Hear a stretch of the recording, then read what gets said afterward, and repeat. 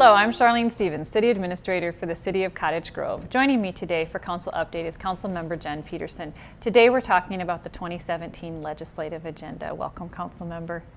And one of the things that we did at our last meeting in December is actually adopt the 2017 legislative agenda, which is for the upcoming legislative session for the City Council. And the City Council has always had legislative priorities, but this year we're a little more formal in bringing them forward to the Council to adopt those legislative priorities. And they form kind of the framework for the city as we talk to state legislators, and they're meant to be a fluid document. It can be amended at any time, and a little bit reflects what will occur, what we hope occurs in the legislation, but then also what we can react to during the 2017 legislative season. Right. And so this year our legislative agenda addressed quite a few areas of tax increment financing, water conservation, groundwater and well monitoring. Maybe you want to hit some of the highlights of some of those key areas that we talked about for the legislative agenda for 2017.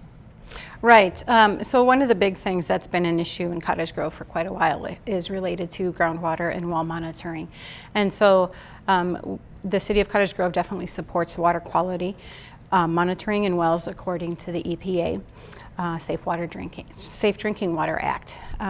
So we also have been working with the Minnesota Department of Health with continuous monitoring of the city's groundwater for the PFCs. So that's been something big in Cottage Grove for quite a few years now. And it's something that we're going to continue to focus on. Right. And a couple other areas that I know are kind of a little near and dear to your heart, and you've worked on them very closely, are housing and transportation. And if you could describe those priorities too.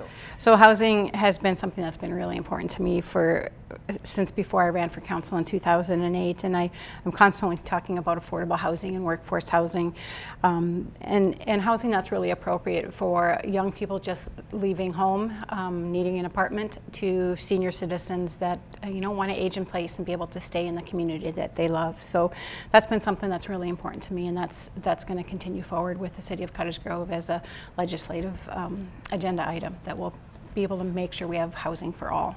Okay, and then transportation is also important, and it's something that honestly we haven't seen a lot of progress with the legislature in the last couple of years, but it still is a priority for us. Yes. Yeah, with Cottage Grove being along the Highway 61 corridor, along with the Red Rock corridor, transportation is huge. Having mass transit options is really important. So Cottage Grove definitely supports the implementation of the bus rapid transit with the Red Rock corridor, and then also just making sure that there's a big focus on roads and bridges in general for cars and vehicles on the roads, making sure that the funding tools are there for improving that and maintaining those roads and bridges. And really making sure that the East Metro is a part of that funding allocation. And sometimes that the East Metro has felt a little bit like those of us in the East have felt maybe we're a little left out in the transportation priority, and so that's one of our goals as well. And then we had a couple other goals about funding for regional parks and such, and also a public safety facility. Correct. So regional parks, we have a really wonderful regional park here in Cottage Grove. It's the Ravine Park, Washington County Park. And so we just want to make sure that the funding continues so we can continue to work with Washington County with Parks and Trails, upgrades to that facility, and making sure that that gets into the bonding bill. And then the Hero Center is something that we've been working on for a while. And we've gotten some state assistance with this, and we will continue to hope to get more state assistance, because this is something that's really important, again, to the East Metro and public safety. It's a training facility for police and fire and EMS and any type of healthcare emergency response. So that's important, and we'll continue to try to secure state funding for that. And it's really important that we do secure some state funding for that to go forward. We're currently working with the City of Woodbury and doing some planning for that, and that was funded by the state. But the actual construction of that really depends on the state being a partner in that as well. That would be a little too tough for the City of Cottage Grove to handle on its own, so we really need the state partnership. Okay. Well, for more information about the 2017 legislative agenda, you may contact me, Charlene Stevens. Thank you, Councilmember Jen Peterson.